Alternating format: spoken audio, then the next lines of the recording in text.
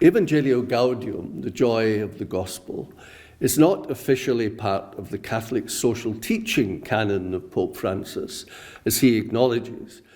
But, as is his habit, all his writings highlight the world of the poor.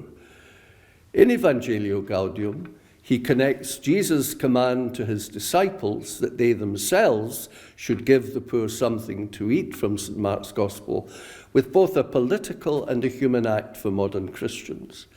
The political act is for the Christian to work to rid the world of the structural causes of poverty, and the human act is to promote the integral development of the poor by showing small acts of kindness in solidarity with the poor, who have ordinary needs on a daily basis. Evangelii Gaudium is an apostolic exhortation, which by its very nature urges Catholics to apply the doctrine contained in the document in the world. Evangelii Gaudium concerns how to preach the gospel to change the world, urging the Church to become more mission-oriented. The Pope excoriates those who think that religion should be confined to the private sphere, insisting that both Christian preaching and life are meant to have an impact on society. He subtly alters, in small but significant ways, some of the norms of Catholic social teaching. Pope Francis provides his own definition of solidarity as being, quote, the creation of a new mindset which thinks in terms of community and the priority of the life of all over the appropriation of goods by the few, and drops the word preferential from the Catholic social teaching principle of the preferential option for the poor. He states clearly that the option for the poor is primarily a theological category rather than a cultural, sociological, political, or philosophical one, urging the faithful to work for the social inclusion of the poor. Lastly, it's the people of God who evangelize, not just the ordained. And this new evangelization, rooted in scripture and tradition, is not conversion, but the building up of a more human and just society for all, the task of all who call themselves Catholic. The passion displayed in this apostolic exhortation, particularly in relation to the poor, is taken up in relation to the planet, the poor, and all creatures in Laudato Si. And I want to say a word about that encyclical.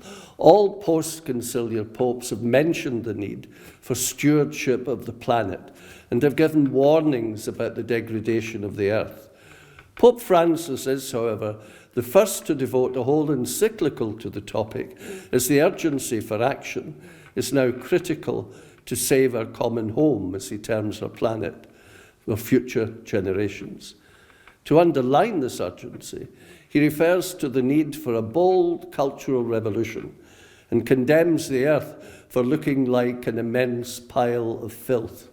He encourages a move towards an ecological conversion, stressing the connection between God and all beings and how we should listen to the cry of the earth and the cry of the poor, to effect real change in our attitudes and actions towards our planet. Laudato Si is not just addressed to all men and women of goodwill, as has been the practice since Pope John the 23rd's Pacem in Terris, but to every person who lives on this planet. He throws out a call to bring the whole human family together to seek a sustainable and integral development. It should be remembered that an encyclical also is meant for the faithful to study, but also to act on. The focus of Laudato Si is not just on the degradation of nature, but the effect of climate change on the poorest, and this becomes a major theme throughout the encyclical.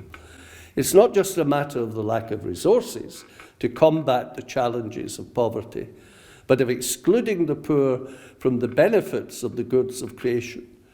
The Pope critiques an unthinking reliance on market forces with the constant obsession of chasing money, and stresses the effect of technologies used in extractive industries on the climate and on the lives of human beings. He tries to redefine our notion of what progress means and points to the unsustainability of constant economic growth and ultimately the neoliberal model of capitalism. The Pope offers an approach to creation which links all people not only with care for the earth, but their own political and economic decision-making, as well as personal decisions about consumption and production, which have an effect on the health of the planet. He links the, quote, magical conceptions of the market, privileging profit over the poor, with the abuse of the environment. He stresses the connection between the heedless pursuit of money that sets aside the interests of the marginalized on the one hand and the ruination of the planet on the other. The Pope continues his strong criticism of the wealthy who ignore climate change, especially the effect of this behavior on the poor. He explores the concept of the common good to replace such selfishness and points out to those who might regard themselves as green that they cannot care for the planet without tenderness, compassion, and concern for our fellow human beings. Laudato Si has had an immense influence on Catholics, people of other faiths, and the secular world, and is the centerpiece of a major action by the Dicastery for the Promotion of Integral Human Development, the Laudato Si Action Platform, which we can all sign up to. The last document I want to look at is Fratelli Tutti, which concerns fraternity and social friendship. If Laudato Si says that everything is connected, Fratelli Tutti says that everyone is connected. Pope Francis puts forward his fundamental vision that the spiritual stature of a person's life must be measured by love. That love must extend beyond family and friends to encompass the whole world, and especially those who suffer most in it. We must cultivate a social friendship where the God-given dignity of every person is acknowledged. It's also an encyclical that was crafted during the pandemic. The Pope says that the pandemic has shown that, quote, not everything can be resolved by market freedom. We must put human dignity back at the center, unquote. He calls for a better kind of politics which promotes the common good. This can only be done through an authentic dialogue, by which he means that people should not use social media to insult or demean, but reach a social consensus by respecting one another. He calls for the recovery of kindness, which is an antidote to indifference. He talks eloquently about the role of religion in building fraternity and emphasizes interreligious dialogue and promotes kindness as a political attitude.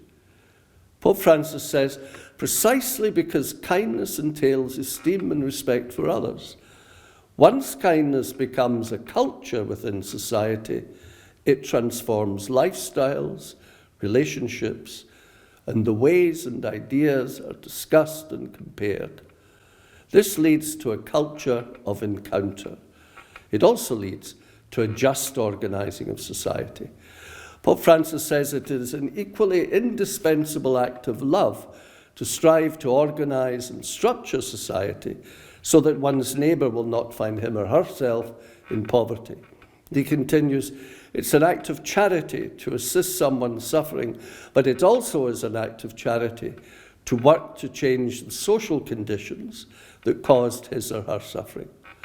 Fans of Pope Francis refer to the Francis effect, the change that comes over people when they hear him speak or read his writings.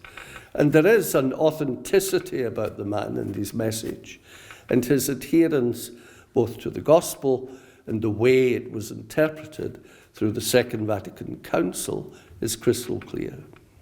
It points to an ecclesiogenesis, a new way of being church, and going on that road of good that the whole human family is called to travel.